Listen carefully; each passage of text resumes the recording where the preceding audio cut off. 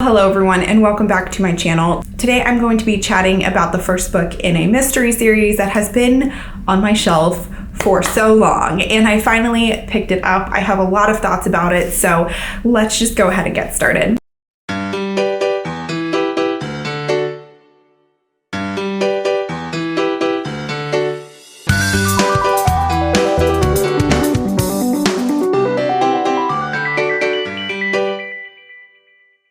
Alrighty, so today I'm going to be telling you guys my non-spoilery thoughts about In the Woods by Tana French. This is the first book in the Dublin Murder Squad series, and in each book there is a different mystery, most of them murder mysteries that the detectives are trying to solve. So this book follows Detective Ryan and Detective Maddox, or Cassie and Rob. Basically, it follows two different mysteries. The first one is about three kids that go into the woods one day. I believe they're school aged. I can't remember exactly how old.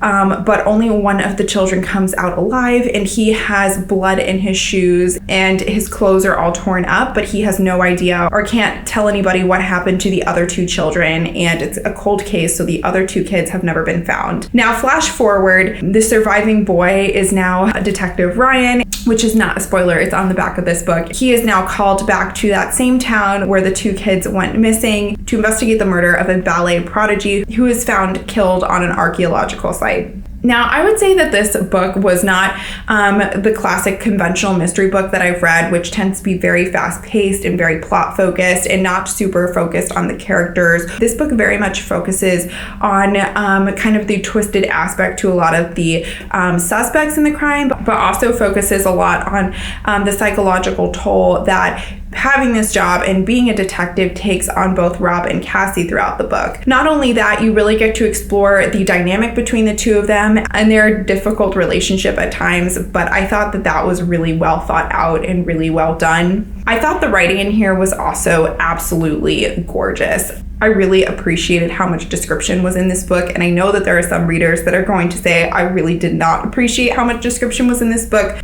but I could feel myself like walking onto the scene with the like drizzle and the rain. I just felt like I was there, and I really love that in my mysteries and thrillers. This was a pretty slow-paced book, and there were parts that I think were a little bit too dragged out, where we went down ends where I kind of knew the book wasn't going to be resolved. You just kept exploring those things to sometimes fill pages is what it felt like. But on the other hand, that is done in almost every murder mystery I've ever read, because you have to have different options and give the reader different scenarios for what could have happened in the end. I absolutely loved the character of Cassie in this book. She is so spunky and so interesting.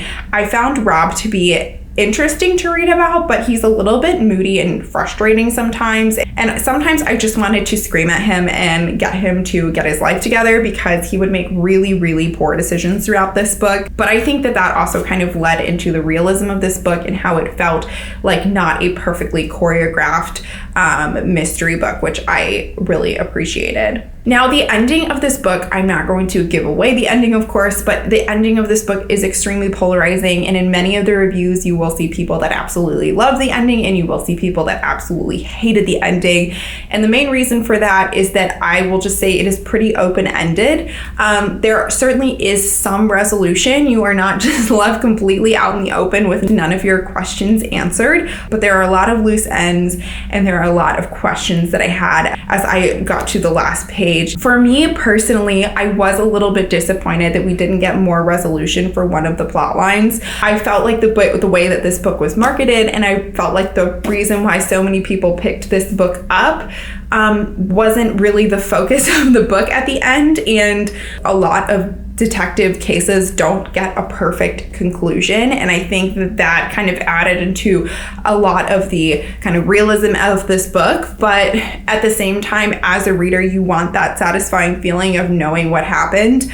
I have seen a lot of posts online of people trying to read into the end of this book and read into some of the more small details being a conclusion, but I personally don't think that one of the cases is particularly wrapped up. Anyways, I ended up giving this book a 4 out of 5 stars. I think I knocked it down a star just because of how drawn out it was in the middle and a little bit of the ending that wasn't quite as satisfying to me, but I really did love so much about this book, and I'm very excited to pick up the second book in this series called The Likeness, like something, I can't remember. I will put it up here on the screen. I've heard so many people say that the second book in the series is even better than In the Woods, and it follows Cassie, which was my favorite part of this entire book, so I'm really excited to get into it and see what I end up thinking of it. This also has finally fulfilled my long search to find a mystery series that I love, and there were things that weren't perfect about this book, but I think that this is finally going to be a series that I can just get so obsessed with and be really excited for all the new releases to come out. So with that said, have you guys read In the Woods by Tana French? I would love to know what you thought, what you ended up rating it, and I will see you guys all with another video very soon.